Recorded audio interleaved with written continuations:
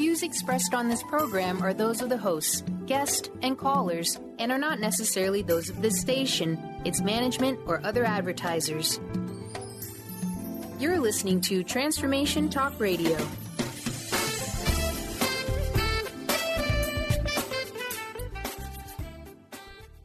Hi, welcome. This is Dr. John DeMartini. This is one of the most amazing and inspiring shows that you can listen into. If you want to be on the edge of your seats, if you want to open up your heart, if you want to expand your mind, and you want to meet incredible people, stay tuned because you're just about to experience a transformative radio show that will change your life. And you're listening to the Dr. Pat Show that's coming up right next.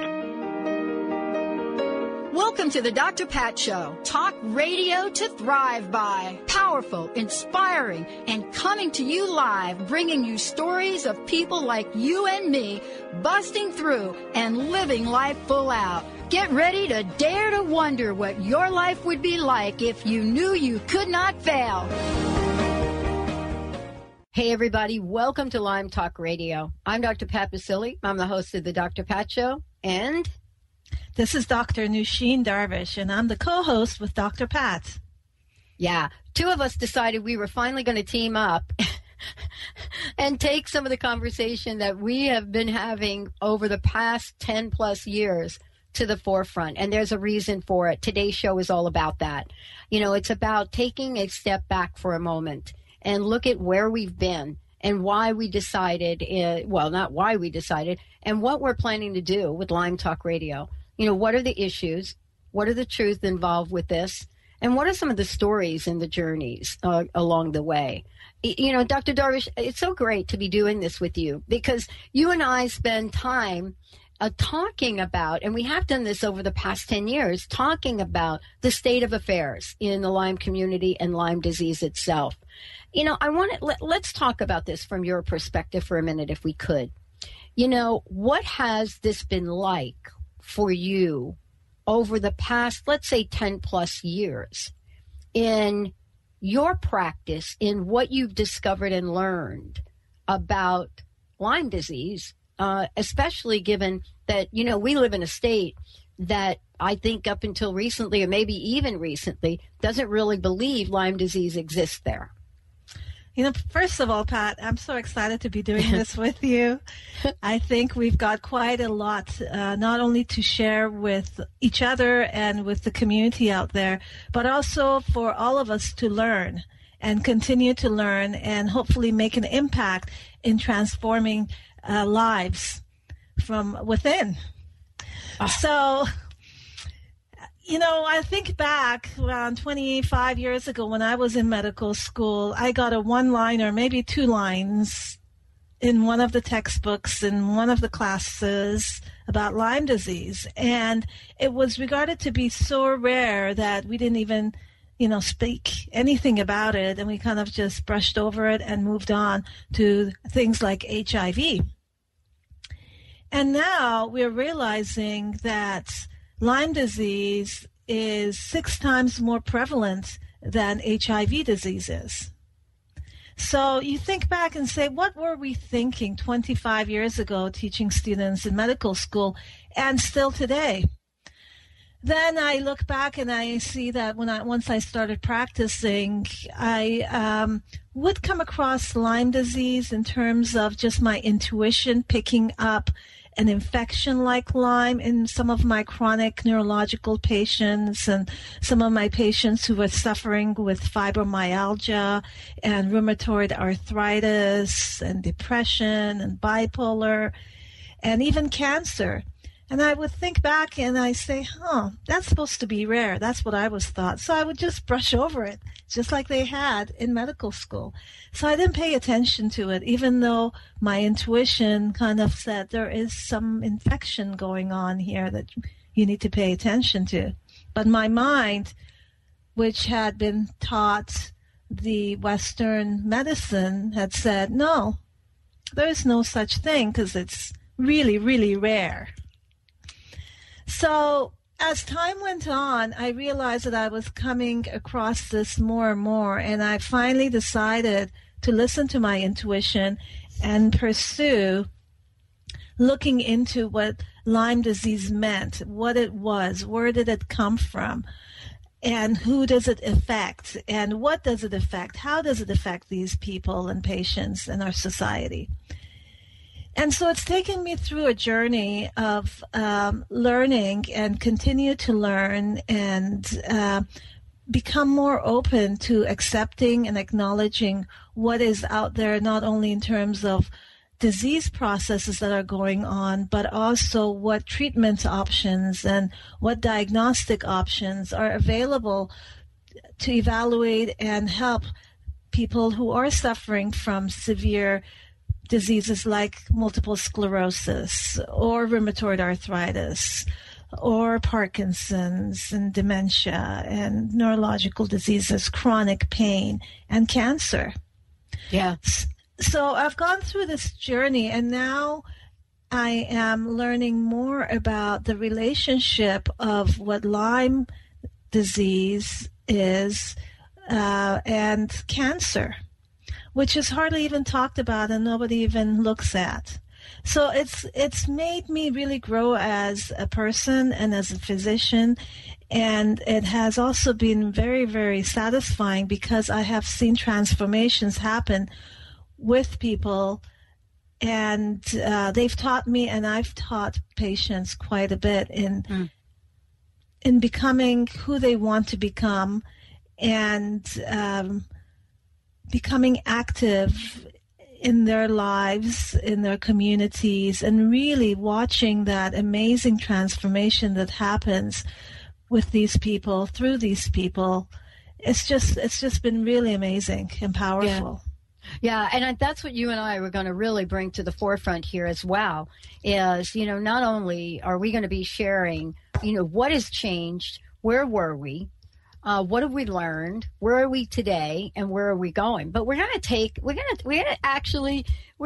a walk on the wild side here for a little bit, because, beyond all of this, Dr. Darvish and I are also putting together the Lyme Lie, and, we have Lyme Lie's website, and you'll see things start to change and emerge.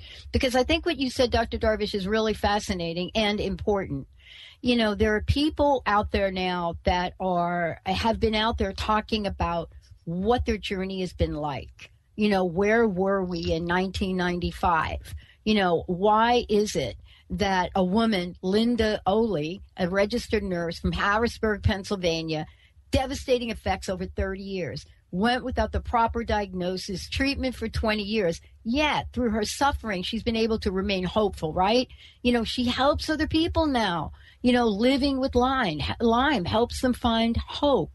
And she came out in an interview and said, I just want the public to be aware that there is help and there is hope, and to seek that. And that's really, for you and I, that is really the place now that we really come to the forefront. Both of us have been out in the public speaking. I went back we were trying to figure out when the first show was that you and I actually did that talked about Lyme disease, right? Mm-hmm. And, I think it went back to something like 2006. And people say 2006. Well, think about it. That was a while ago. That was a while ago. Definitely Yeah. a while ago. Things have changed so much since. Right.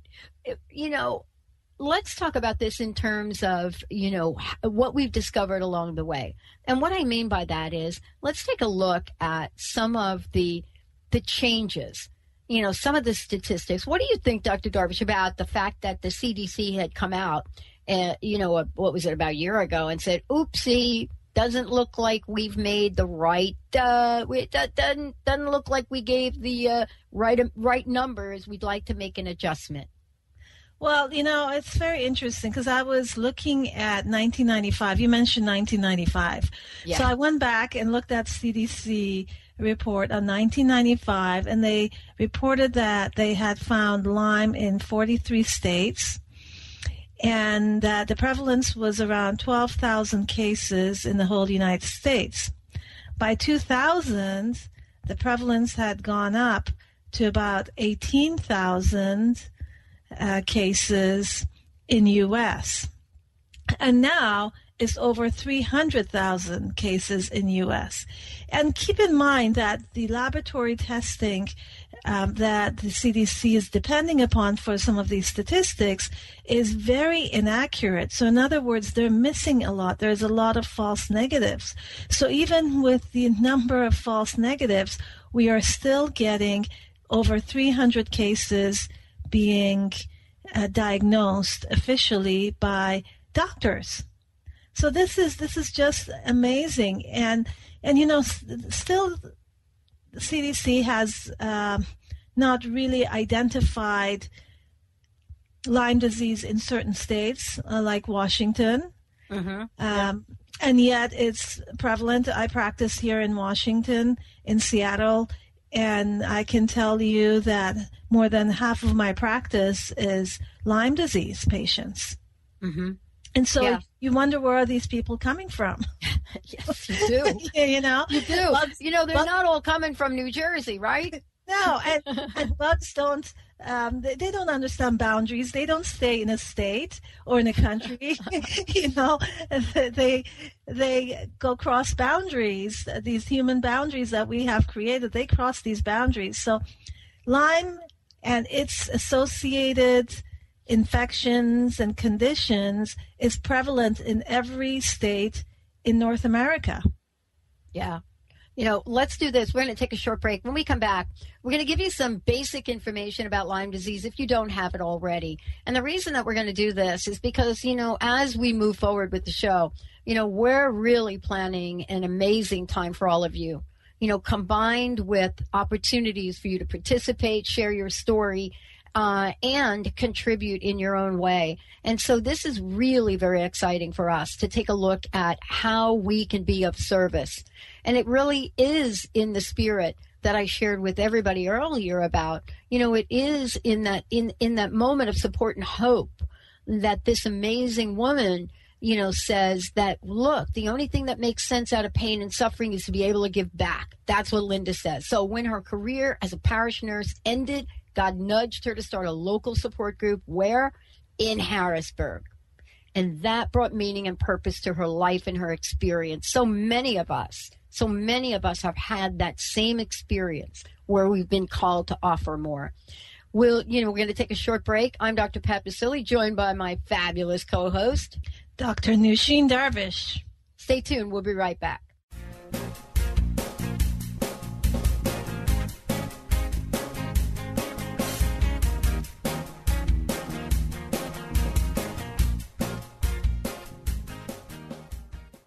Holistic Medical Center is where you find it all. A healthy space with doctors who care, see, and listen to the whole you.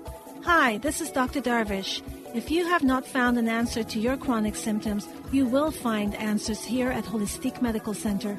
Our doctors find the root cause of your symptoms and guide your body towards healing naturally. We transform lives from within. Visit drdarvish.com or call 425-451-0404. Put a little woohoo in your life with Keys. Keys Clear Protein Waters have 22 grams of smile-making, attitude-adjusting protein in every bottle. Did I mention its tongue-tingling taste? Not just another guilty pleasure. With Keys, you'll enjoy every low-sugar sip and freedom from gluten, lactose, and GMOs. Who needs the fountain of youth when you can find Keys on Amazon or at Keys, Kees, please.com. Put a little woohoo in your attitude with Keys Protein Water. Are you into it? For the month of April, take a picture in your Intuit apparel and post it on Facebook for all to see and receive a reading from Lynn Brown on your Facebook page of your prominent aura color and what it means for you. Make sure you tag Lynn Brown or the Are You Into It Facebook page with your photo so Lynn can find you. Visit intuitapparel.com today and wear your intuition with pride.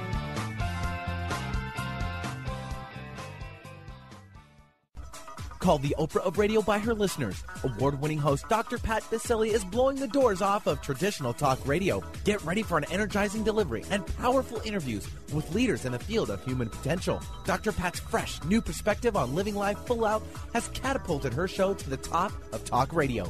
Tune in and Dr. Pat will help you thrive instead of merely survive. Visit thedrpatshow.com. That's THEDRPatShow.com for listening times in your area. Hi, I'm Leslie Fontaine with Sheer Alchemy on Transformation Talk Radio, and here's your tip for the day. What is abundance? It isn't the same to all of us. So what's your personal gold? Is it the full expression of yourself in business, or in love, or in the creation of a book or product, or the service you offer? All of the above? When we step into allowing our joy that corresponds with our essence, we are literally coming out of the closet and making new choices. We look and sound different. We don't even talk about the same things anymore. We have a new spark. So wouldn't it make sense that it causes ripples and earthquakes around us? When you shift, you affect everyone around you. You're teaching people to step into all that they are, and they will come to you and say, what have you done? What makes you different? Join me on Sheer Alchemy on Transformation Talk Radio, and let's go deep with your abundance.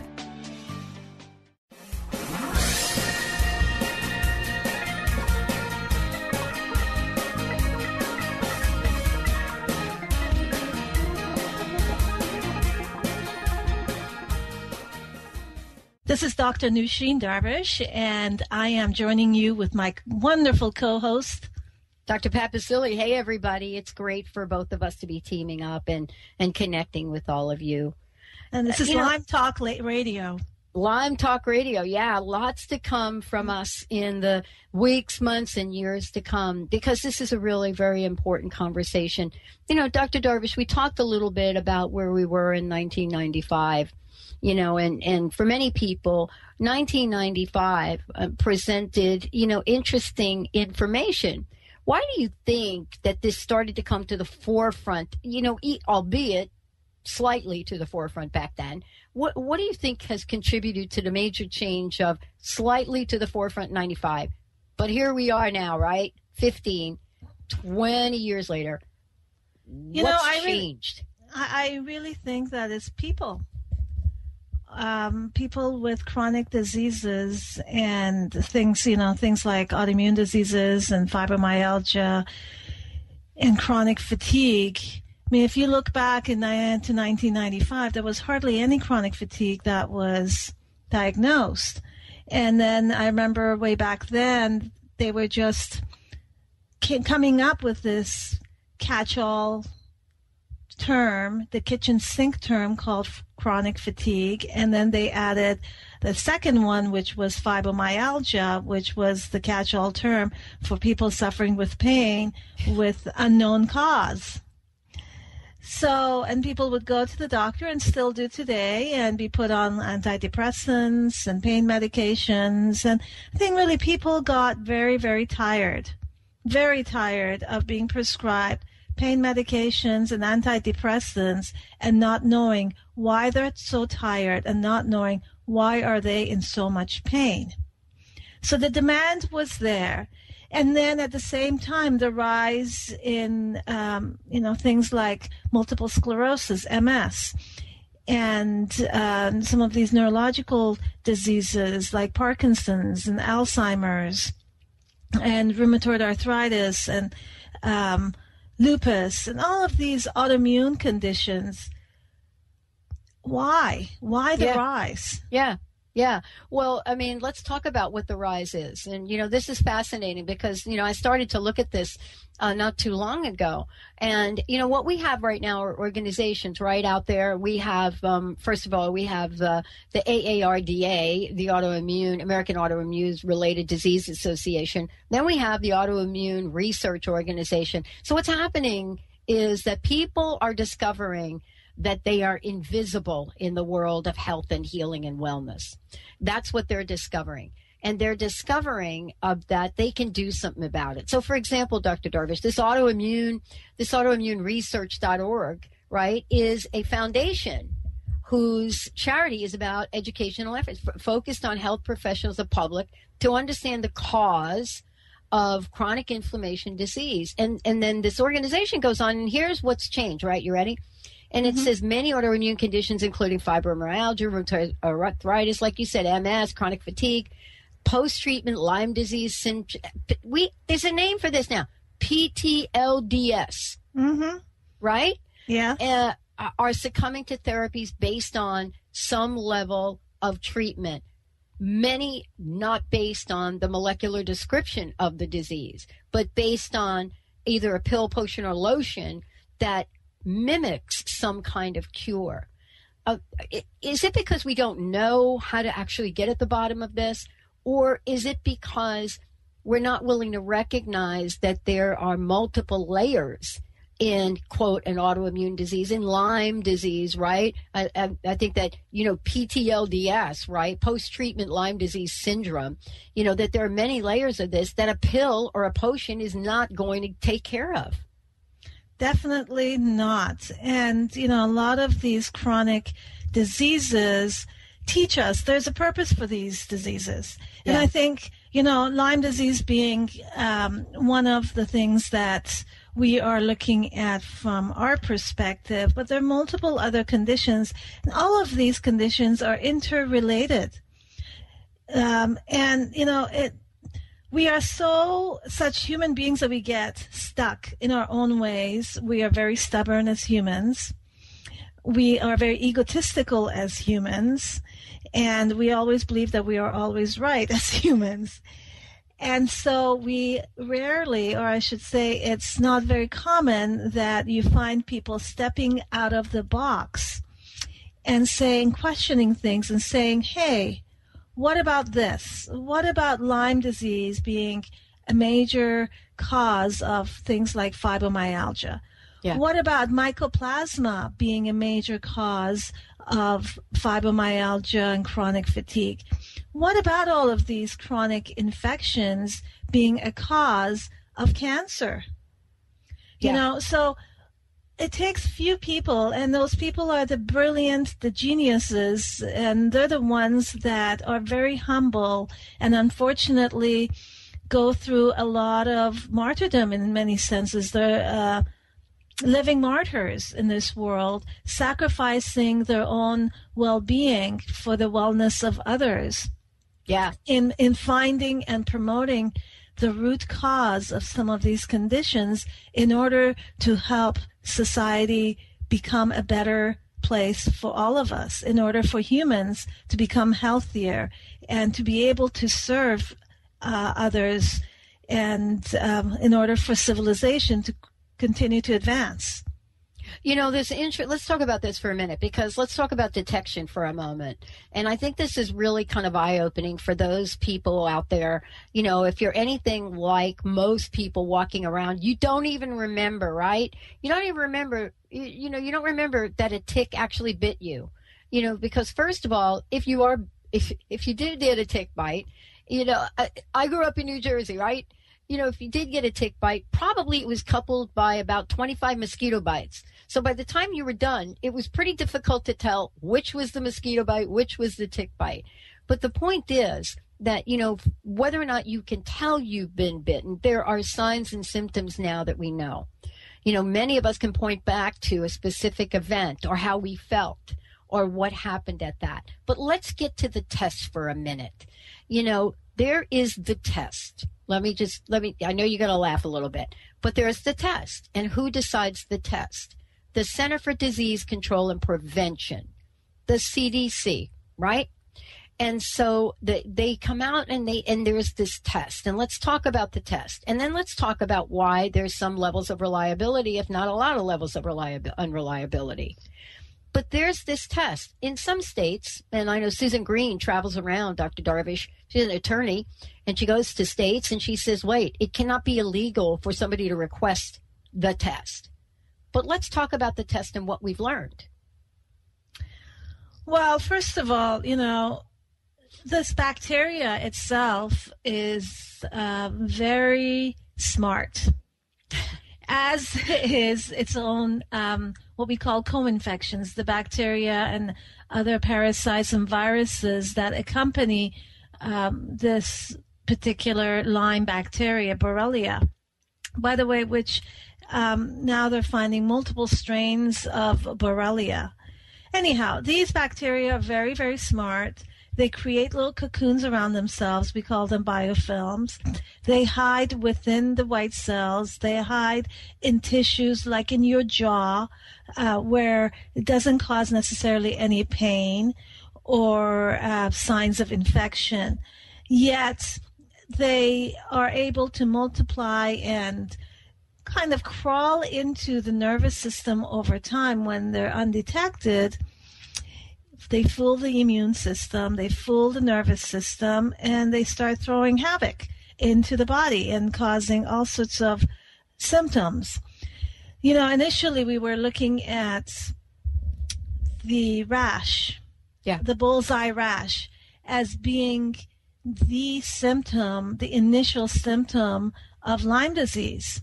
Well, now we know that less than 5% of people who actually have Lyme disease get the bullseye rash. And the people that do get the bullseye rash, this is their second exposure to Lyme. It's not their first exposure to Lyme disease. Right?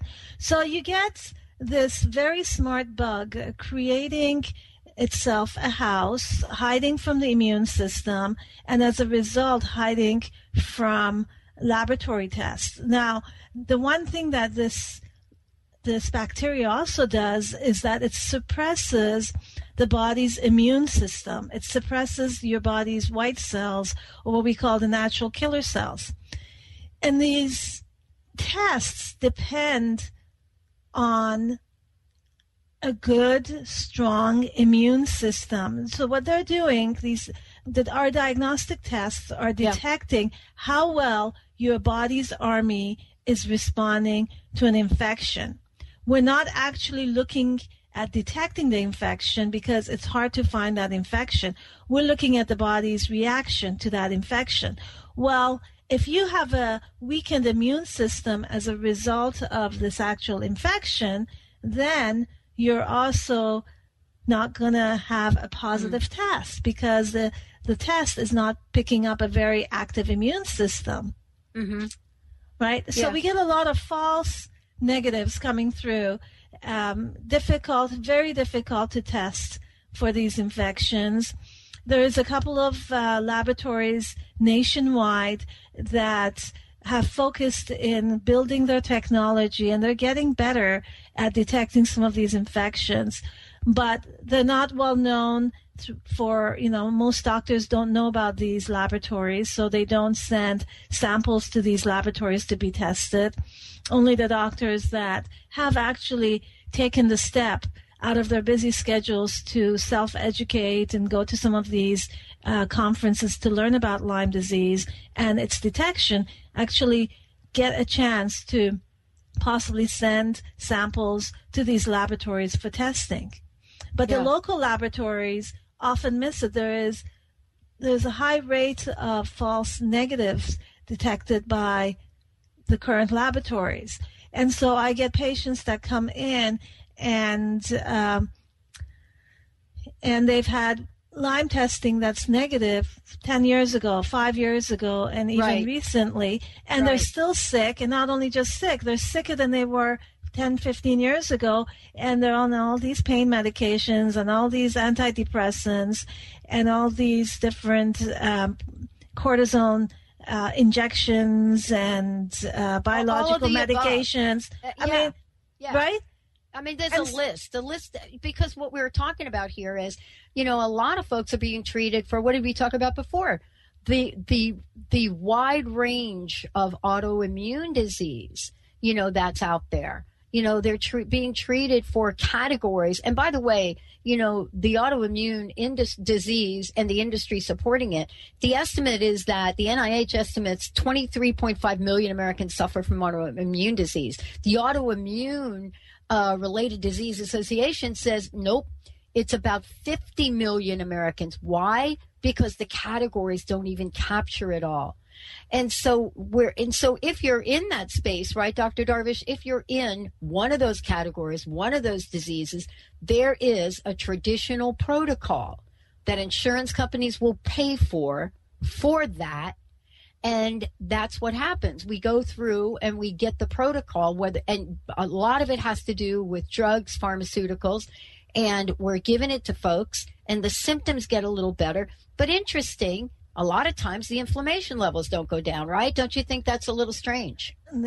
Exactly. And, The numbers are much higher than that, and I can tell you that because I have seen more patients today than I did 10 years ago with Hashimoto's. And I don't know if you're familiar with what Hashimoto's is. It's an autoimmune thyroid condition. And it doesn't mean that you have a thyroid disease in terms of the hormones being off in your thyroid level. So, this goes very much undetected commonly because most doctors are just looking at one or two thyroid hormones and do not check for thyroid antibodies. And yet, when you do start looking at the thyroid antibodies, you do see that their body is producing antibodies against the thyroid medication or thyroid gland. So at this point, it's no longer a thyroid condition. It's an immune condition. It's an immune disorder. And something's causing the immune system to go haywire in order to react to its own thyroid. And so these ones, people with Hashimoto's, I'm not reporting it to the CDC.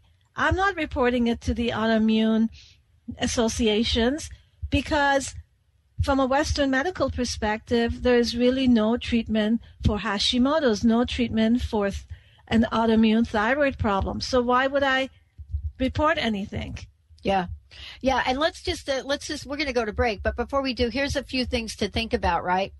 I mean, first of all, one of the things to think about, maybe Dr. Darvish, you can talk about it when we come back. Women, in particular, in the autoimmune community, it is a major women's health issue. Out of the 50 million Americans that have been projected, focusing with autoimmune disease, it is also stated 75% of them are women. Now, when you take what Dr. Darvish is looking at and you look at the number one relationship between autoimmune diseases, a female to male ratio, Hashimoto's disease is a 10 to 1. 10 to 1. And so what we're learning now about this is that autoimmune disease has been cited in the top 10 leading causes of all deaths among U.S. women aged 65 and younger. And it goes on, this information is really coming to the forefront. When we come back, we'll tell you why this is important. Because what Dr. Darvish, you were talking about before, is that we can see a parallel here between autoimmune and Lyme disease, the great imposter. Not that we have any research to connect them, but what we have is a phenomenon. Let's take a short break, everybody. This is Lyme Talk Radio. I am Dr. Pat Baccili. And this is Dr. Nooshin Darvish.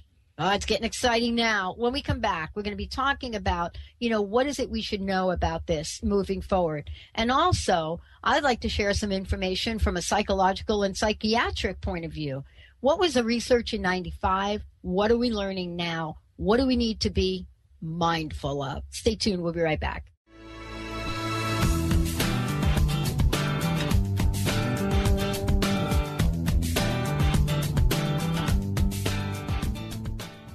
Holistic Medical Center is where you find it all. A healthy space with doctors who care, see, and listen to the whole you. Hi, this is Dr. Darvish. If you have not found an answer to your chronic symptoms, you will find answers here at Holistic Medical Center. Our doctors find the root cause of your symptoms and guide your body towards healing naturally. We transform lives from within. Visit drdarvish.com or call 425-451-0404. Put a little woohoo in your life with Keys. Keys Clear Protein Waters have 22 grams of smile-making, attitude-adjusting protein in every bottle. Did I mention its tongue-tingling taste? Not just another guilty pleasure. With Keys, you'll enjoy every low-sugar sip and freedom from gluten, lactose, and GMOs. Who needs the fountain of youth when you can find Keys on Amazon or at Keys, Kees, please.com. Put a little woohoo in your attitude with Keys Protein Water. Are you into it? For the month of April, take a picture in your Into It apparel and post it on Facebook for all to see and receive a reading from Lynn Brown on your Facebook page of your prominent aura color and what it means for you. Make sure you tag Lynn Brown or the Are You Into It Facebook page with your photo so Lynn can find you. Visit intuitapparel.com today and wear your intuition with pride.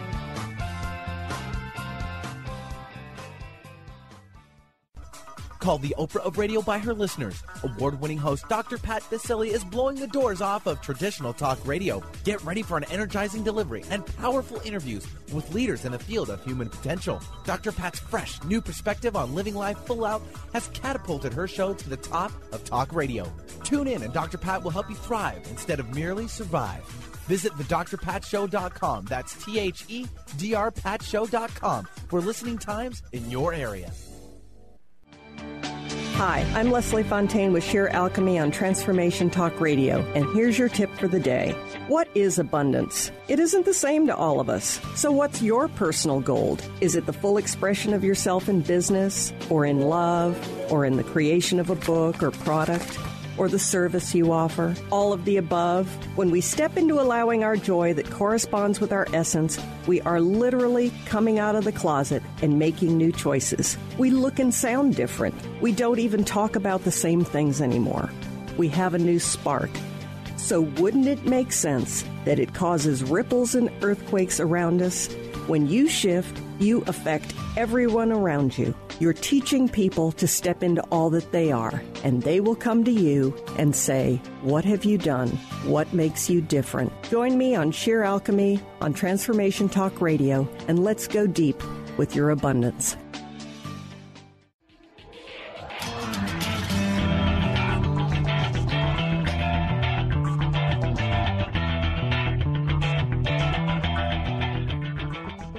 Hey, everybody, welcome back. I'm Dr. Pat. And this is Dr. Nooshin Darvish on Lyme Radio. Wow, we're very excited to be bringing this to all of you. We've got lots planned, as we move forward. As I said earlier, over the next couple of months, you're going to see a community be formed where you're going to be able to contribute, share your stories. One of the things, Dr. Darvish, and we could talk about this, especially when we're talking about autoimmune and Lyme. One of the things that I think happens with people, and especially if this information that I shared, and by the way, for those of you who want to know where this came from, you can go to www.aarda.org. That's the American Autoimmune Related Disease Association. And they've got statistics. They've got lots of things here, AARD facts, everything. There's even a coalition. So you'll be able to find out more about the autoimmune aspect of disease in this country and beyond. But one of the things we were talking about is the association between some of the diseases out there and how people are getting treated and getting treated without very good results. One of the things that people say, you know what, I'm still suffering here. And so it'd be great for you to talk a little bit about, what you've seen in terms of people coming through rheumatoid arthritis, Hashimoto's, MS. Do we have to wait till we're at our wit's end to come in and say whatever I've got, including cancer, is not working for me? I need to try something else to save myself. We've become such a society where we want quick fixes. And as a result, if we've got pain, instead of really becoming investigators to look into what is the cause of my pain, we just take a pain med and move on with our lives. I don't have time for pain now. I don't have time to deal with this ache in my leg or my headache or my migraine or my numbness in my feet. I don't have time. I need to run and go to my work and do what I need to do. And so I'll just take what it takes, a quick pill, to take care of it so I can keep going. But unfortunately, after years of taking the quick fix, the underlying process continues. And it gives more way for this process to grow and win over the body in many, many ways. And then we end up with pain, for instance, that is no longer manageable by pain medications. We end up with migraines that, are becoming daily and constant, and no migraine medication is helping anymore. We get tired. We are so tired that we can't even lift a finger or get out of bed to take a shower or do the dishes or cook for ourselves anymore. And it's because there is an underlying process that has not been addressed. And so it's never too late to look to see what that underlying process is. Of course, the sooner, if you have a tiny little headache or hormonal imbalance or PMS or numbness and tingling or blood sugar drops or, rashes or digestive problems, gas or bloating or heartburn, whatever the symptom may be, it's never too late to go and have it and be investigated by somebody who wants and who desires and who is knowledgeable to look deeper than just the superficial symptoms. So this is really the key is what is causing that Hashimoto's or that rheumatoid arthritis or that multiple sclerosis or that migraine? What is actually causing those symptoms? And more we're coming down to recognizing that there are chronic infections and the Lyme bacteria being one of the main ones. There are other ones that are becoming more prevalent, like the Mycoplasma or Babesia, which is parasites that lives inside the cells, very similar to HIV, which is a virus that lives inside the white cells. There is Bartonella, which is cat scratch disease, and Rocky Mountain disease, and all sorts of different conditions, bacteria and parasites that can cause the immune system to kind of go haywire and not recognize who the body is and who the bug is, and it just attacks everything. And as a result, produces all these symptoms. So if we can find those conditions, those infections, find those nutritional deficiencies, find the toxicity within the body, and then move forward, then we can find what's going on. Yeah, and part of this, let's talk about this for a minute. I know we're going to do a lot of shows about this as we move forward, but I did an interview not too long ago, Dr. Darvish, with somebody, a fabulous gentleman who's speaking out against Alzheimer's disease, right? And lives on Cape Cod. And I couldn't help in listening to him and what his journey's about. I couldn't help but think, all right, we're getting a lot smarter now about Lyme disease, the symptoms of it. What is it called? Lyme brain is something that's referred to. But let's just take a sneak peek for a minute. And we're going to be talking about this more as we move forward. But isn't it fascinating in some of the research that's being done now? I know one study where Borrelia was found in 25.3% of Alzheimer's disease cases, right? And it was 13 times more frequent in AD compared to the control group. 13 times. I'm a statistician. 13 times is a phenomenon. So think about it. The CDC was off by how many? What did they say? We're 3 times, 2 times off. This is 13 times more frequent. And yet you have to ask yourself, wait a minute, how come? Well, you and I are talking about this. Lyme is a great imitator. It's associated with all of the things we just talked about and more. Rheumatoid arthritis on the rise. And so Lyme fog, right? That's what people talk about. Some of the symptoms start to look like dementia. But this research article that comes out, and I'm going to venture to say there's going to be more research going to this, right? But don't you think now that we're starting to see, okay, wait a minute. Shouldn't we take a look if someone is starting to get symptoms, especially, right, if it's somebody that's 42 years old or early onset of Alzheimer's? I mean, don't you think we should back up and say, wait a minute, let's get a couple more tests? I don't know. What do you think? Well, I think that, definitely we should, but I also think that there's so much fear out there, both from the patients and from the doctors. Doctors really don't know what to do with somebody who has chronic Lyme disease. I mean, let alone acknowledge it. So they ignore it, right? Mm-hmm. They don't know what to do with it. They don't know how to treat it.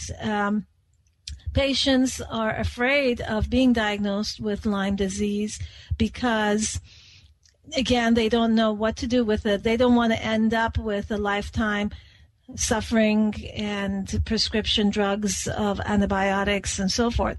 So what are the alternatives? Why are we even talking about this, you and I? Because there are alternatives, because there is a transformation that can happen within each one of us suffering from Lyme, because there is hope. And so this is why we are really doing this whole radio talk show, is to educate the world out there about Lyme disease, its associated conditions, what diseases are often misdiagnosed as, and really they are Lyme underneath or an infection underneath. And what are the alternative therapies? Because it's not all about pharmaceuticals. In fact, it's very little about pharmaceuticals and more about the patient. Yeah. And so, you know, people come into my office, they've seen multiple physicians, some of them very, very well known in the Lyme community. They've been treated multiple years with antibiotics and antimicrobial therapies, and they're still sick. They're still suffering, and they're worse than they were when they started the treatments with their doctors. And they come and they say, well, my test didn't show this. My test showed this. And I turn around and I say to them, I don't treat tests. I treat you.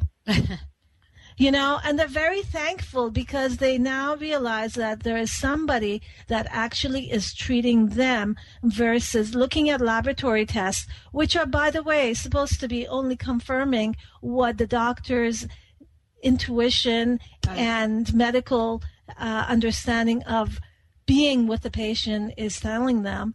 And these tests are less than 70% accurate. Most laboratory tests are, at the best, on the average, 70% accurate. So, you know, we are supposed to be treating patients, but we end up treating the laboratory tests.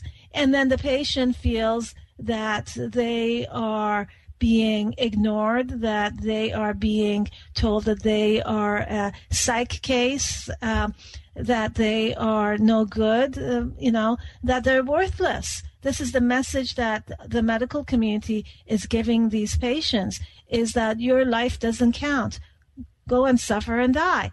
And that's not the place to be. That's not the place to go. And there's so much hope for every one of us and every one of these patients who is suffering with chronic disease, whether it is cancer, whether it is an autoimmune disease, whether it is a neurological disease, whether it is Lyme disease. It doesn't really matter, but whatever the condition is that has been diagnosed, there is an underlying or multiple underlying causes that we need to investigate, correct these imbalances, and allow patients to flourish mentally, physically, emotionally, and spiritually. This is the bottom line. Yeah, well, you know, let's talk about this and just say this moving forward. We're going to explore this in more detail. But, you know, here's what I want to leave you with on at least one of the connections that that we've discovered is, despite, you know, affecting more than 25 million people worldwide, right? Mainstream medicine does not have a clear understanding of Alzheimer's disease. Now, what does that sound like? Well, that fascinating, isn't it? Well, you make me laugh. A clear understanding of Alzheimer's. Doesn't even have a clear understanding of Lyme disease, but the difference is they want to understand Alzheimer's. So for us, this show is about helping people understand. Let's want to understand. Let's want to get a clear understanding of Lyme disease. Let's want to do that, because that's really where we are here, right? Exactly. And, you know, you make me laugh by making because, I mean, look at the majority of chronic diseases we have in the United States, in North America, worldwide, currently. We don't understand any of them. We don't understand cancer. We don't understand where rheumatoid arthritis comes from. We don't understand Alzheimer's, Parkinson's, multiple sclerosis, depression. I mean, we really don't understand any of them, right? Right. But they're all like a veil. It's a veil that needs to be removed. Both from a doctor's perspective, doctors need to have this veil that is covering their eyes, that's making them blind to seeing what is really underneath all of this. And patients also need to have this veil removed so that they look at what is this condition that they're suffering with really telling them? What is it that it's telling them? What is it that they're needing to learn from? And what is it that they need to clear? Yeah. This is really what we need to work on. And it's exciting. So here, we have a few minutes left. Let me just say this. This is what I'm excited about. We've heard this and you've heard this and we both chuckle about this. You go to a doctor and the doctor says it's all in your head. Well, here we go. Let me just share something with folks. In 1994, because we're taking a look back, it's all in your head. I'm so honored and thrilled to be part of a career path where in 1994, Dr. Fallon came out, Dr. Niels came out and said, Lyme disease, a neuropsychiatric illness. Here's what they say. You ready? And then I want to tell you how long it took after that. But here's what they say. Lyme disease is a multi-systemic illness that can affect the central nervous CNS, right? Causing neurological and psychiatric symptoms. And they go on to talk about the goal of this article. My hat's off to you. And there's another article a year earlier. The goal of this article, familiarize psychiatrists with the spirochetal illness. So they go on to say that 40%, now this is an old article, right? 40% of their patients with Lyme disease develop neurological involvement of either peripheral or central nervous system. Dissemination of the CNS can occur within a few weeks after the skin infection. They compare it to syphilis. They talk about Lyme disease. This is a psychiatric article, Dr. Darvish. It's in the American Journal of Psychiatry. That is a big journal. And they go on to say, Lyme disease may have a latency period of months to years before symptoms of late infection emerge. Early signs include meningitis. I'm telling you, we could do a whole show on this article that goes back over 20 years. And so here's the punchline and the conclusion. You're right. Ready? Psychiatrists who work with endemic areas need to include Lyme disease in the differential diagnosis of any atypical psychiatric disorder. Further research is needed to identify better laboratory results. So, for example, Dr. Darvish, and we're going to do a show on this, but here's what I love about this. What do they say? I'm going to get back to, what do we say about people who have Alzheimer's? Oh, they have mood swings. Oh my gosh, there's something now all of a sudden psychological that goes wrong with them. All of a sudden, mom is okay and then she's mean. And so here's an article back in 1994 in the American Journal of Psychiatry. This is a big time journal, right? What do you make of that, Dr. Darvish? 1993. I agree. Lyme is in your head. I do. And the reason I say that is because we're finding Lyme bacteria sitting in the jawbone, sitting in the brain, and causing all sorts of fun symptoms for patients. I mean, not fun. I'm being sarcastic. Mm-hmm. But Lyme is truly in the head. And I am glad that we are doing what we're doing right now because we do need to make people more aware and help them realize that when they do go to doctors and the doctors tell them the Lyme is in their head, they're not realizing that literally it is in their brain. Right. That it is really literally causing these psychiatric symptoms. Right. So I'm excited to be doing this show with you because we have so much to talk about. We have so much to learn and we have so much to share and we have so much to transform. I mean, the world is hungry for this. People suffering with all sorts of chronic diseases. It's time. It is time for them to transform. I mean, enough is enough. Really, enough is enough. It is. And I'm telling you, I'm so excited to be talking about this because, there are some of this information we're going to share nobody is talking about, unless you subscribe, okay, to, this particular journal or other journals, or if you happen to stumble across an article in Dutch that talks about this way back, you're not going to know about it. But what Dr. Darvish and I are planning to do is connect the dots. Dr. Darvish, tell folks how folks can find out more about you. And thanks. What a great show. Thank you so much, Dr. Pat, for giving us this opportunity to share and learn and become much greater souls in this world. You're more than welcome to contact our website, www.drdarvish.com. That's DRDARVISH.com, or send an email to info@drdarvish.com. We'll be more than happy to consult and discuss your concerns and help you transform in your life. And for those of you who have missed any part of this and want to, stay plugged into what we're doing here, please go to LymeTalkRadio.com, or you can go to LymeLies.com, or you could go to drdarvish.com, and stay tuned. We plan to connect you with a lot of information about what is being talked about in the mainstream and what the new mainstream of Lyme disease awareness and cure is all about. We'll see you next time.